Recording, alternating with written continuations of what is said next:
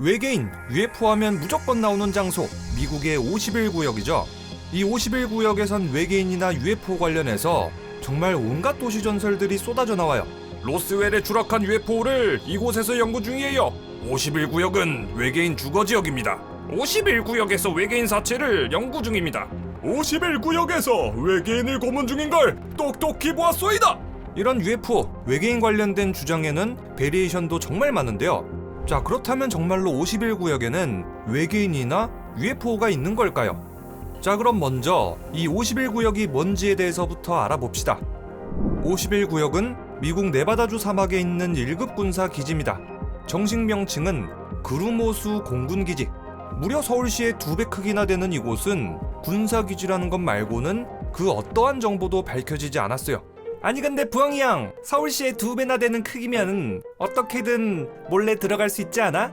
뭐 누구에게나 계획은 있죠. 미군한테 처맞기 전까지는요. 이 51구역에는 몰래 들어가고 싶어도 절대 그럴 수가 없어요. 이 사진은 51구역 입구에 있는 이제 경고문인데, 이 경고문을 해석해보면 정말 무서워요. 뭐 대충 해석하자면은 여기는 제한구역임, 기밀연구시설이므로 승인된 인원 외에는 출입금지, 만약에 여길 넘어온다면 모든 인원과 물품이 수색되고 압수되고 심지어는 사살될 수도 있다고 해요. 한마디로 여기 이상 넘어간다면 죽는다는 거죠. 거의 목숨 걸어야 되는 거예요. 그것도 미군을 상대로요. 또 51구역 내부의 모든 것에 대한 그 어떤 촬영이나 묘사도 철저하게 막아두고 있어요. 아니 근데 51구역이 무슨 서울시 2배나 된다는데 그냥 드론이나 항공기 같은 거 띄워서 뭐 있는지 보면 되지 않음? 네, 안 됩니다. 51구역 위로는 그 어떤 항공기도 지나가지 못합니다. 만약에 51구역 위로 항공기가 떴다, 아니면 드론이 떴다, 바로 철컹철컹이에요. 아니 그럼 그 인공위성으로 보면 되겠네. 인공위성 요즘 그 사진 되게 잘 나온다며? 인공위성도 소용이 없어요. 51구역 대부분은 지하시설로 돼 있거든요. 그래서 비행기나 인공위성으로 아무리 촬영해봐야 여기에 뭐가 있는지 전혀 알 수도 없죠. 진짜 보안이 철저하죠. 또 미국 정부는 51구역의 존재 자체도 아예 드러내질 않고 최대한 숨겨와가지고 이곳에 대한 정보는 거의 알려진 게 없었어요. 그런데 1989년 익명의 인터뷰를 시작으로 51구역은 전 세계인들의 주목을 받게 됩니다. Well, there's several, actually 9 flying saucers, flying discs that are out there of extraterrestrial origin, and they're being test flown and basically just analyzed. 이 사람은 51구역이 비밀 UFO 연구 기지라는 충격적인 주장을 합니다. 생각보다 이 사람의 주장은 디테일해요. Oh, well, some of them are 100% intact and operate perfectly.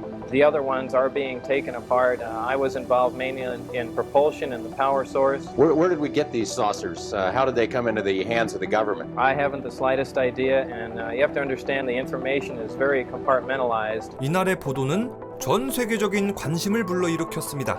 큰 관심 때문에 이 남자는 자신의 본명을 밝히죠. My name's Bob Lazar. I'm known for working at a classified base known as S4 out in the Nevada desert near Area 51. 51구역 사지구에서 근무했다는 밥 라자르는 알 수 없는 기술에 대해서도 얘기합니다. UFO의 중력 생성 장치죠. Science doesn't even know what gravity is, much less how to produce it or control it.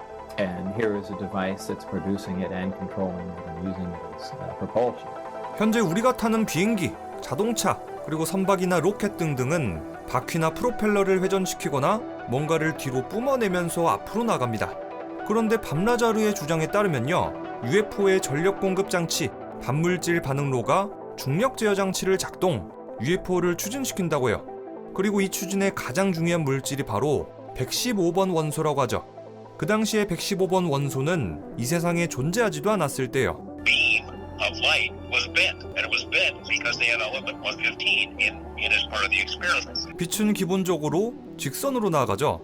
그런데 만약에 공간 자체가 휘어져 있다면 휘어진 공간을 따라서 빛도 휘어집니다. 자, 만약에 밤라자르가 진짜로 빛이 휘는 걸 봤다면 그건 아마도 공간 자체가 휘어졌다는 얘기겠죠. 인터뷰에서 밤라자르는 이제 UFO의 추진 원리를 잘 모른다고 그랬는데 그래도 대충 짜맞춰 본다면은 115번 원소를 반물질 반응로에 넣고 중력 에너지를 만들어서 공간 자체를 휘게 만든 다음에 어찌저찌해서 UFO가 추진했다 라고 추측해 볼 수 있겠습니다.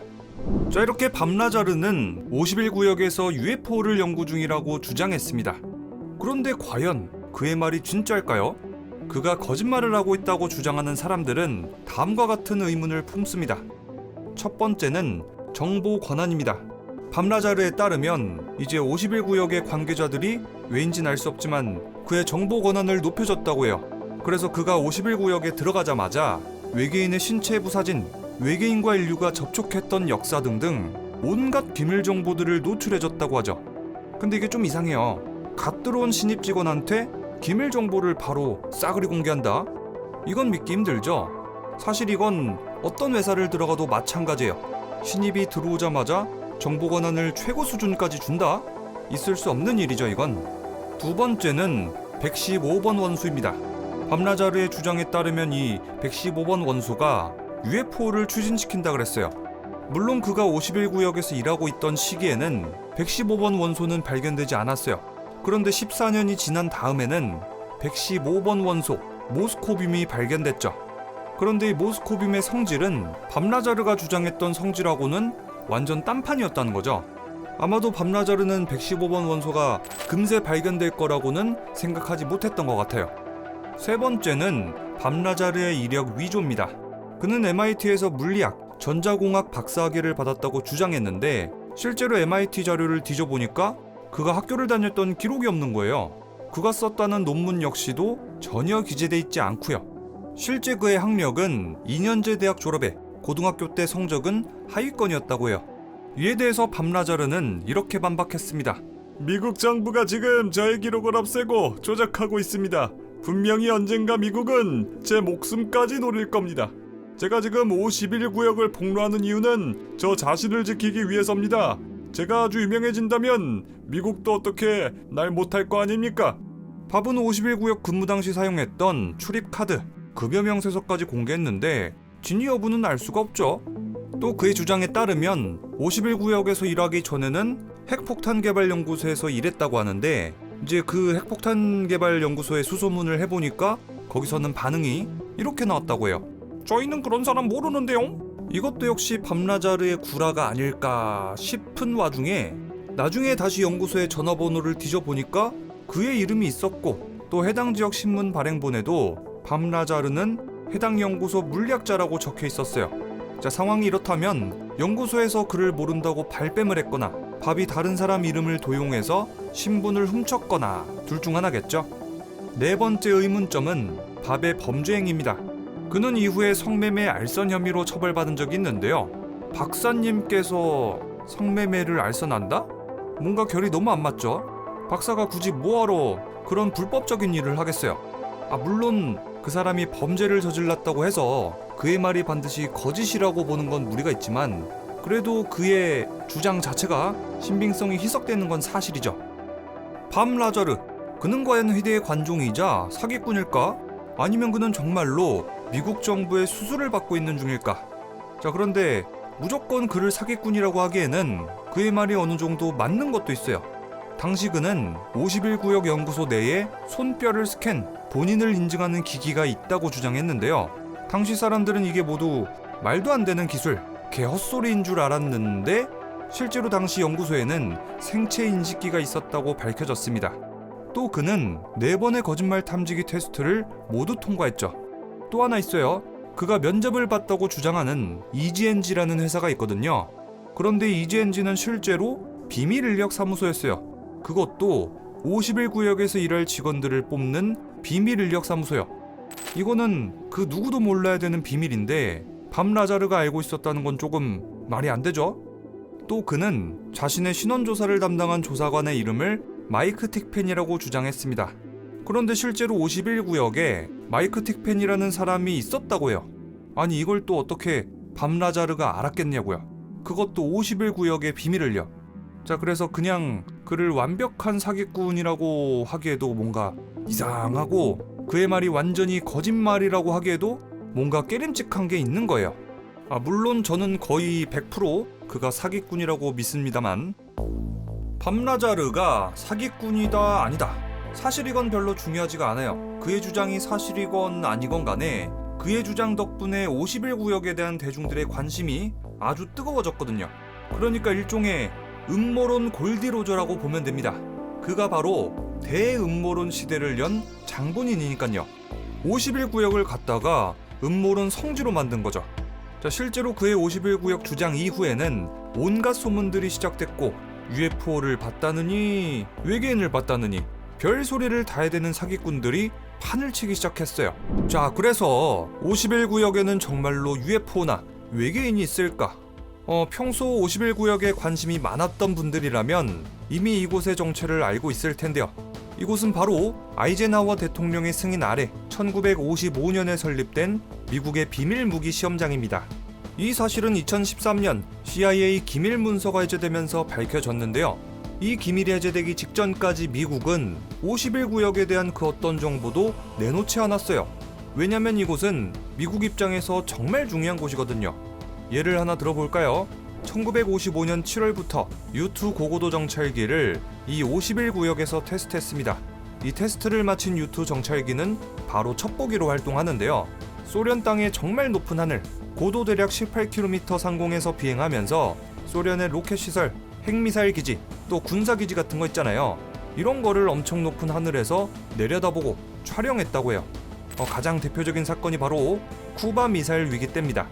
소련은 그 당시 우리가 무슨 쿠바에 핵미사일 기지를 짓는다고 그러냐 스키, 증거 있냐 스키, 이렇게 나왔다고 해요.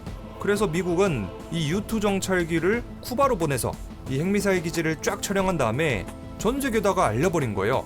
소련 입장에서는 진짜 당황했을 거예요. 이 미국의 정찰기가 소련 하늘을 왔다 갔는지도 전혀 몰랐다고 하니까요. 자, 이런 사례를 보면 알 수 있듯이 미국의 51구역에서는 비밀리에 개발 중인 무기들이 많으니까 당연히 51구역의 정체를 숨겨야겠죠. 이게 다 까발려지면은 적이 미리 알고 대처해버리면 곤란하잖아요. 이제 외교적인 이유 때문에 이런 무기 테스트 장소가 있다고 해도 무조건 없다고 발뺌해야 돼요. 그 당시는 이제 냉전 시대이기 때문에 미국과 소련의 군사 관련 어떤 행위도 민감하게 받아들여졌거든요. 아주 작은 사건 하나 때문에 외교 싸움으로 번지고 이 얼어버린 분위기를 다시 되돌리기 힘들거든요. 우리 미국이 51구역에서 공산당 감시용 무기를 만들고 있습니다 라면서 공개할 이유가 1도 없는 거예요. 또 51구역이 발각되면 미국도 사실 피곤해요. 소련이나 중국 같은 이런 적대 국가들의 첩보 목표가 되고, 만약에 전쟁이 일어났다? 그러면 당연히 최우선 파괴 목표물이 되겠죠. 자, 이렇게 이런저런 이유들 때문에 미국은 무조건 51구역 존재 자체를 숨기고 보안도 엄청나게 신경 써온 거예요.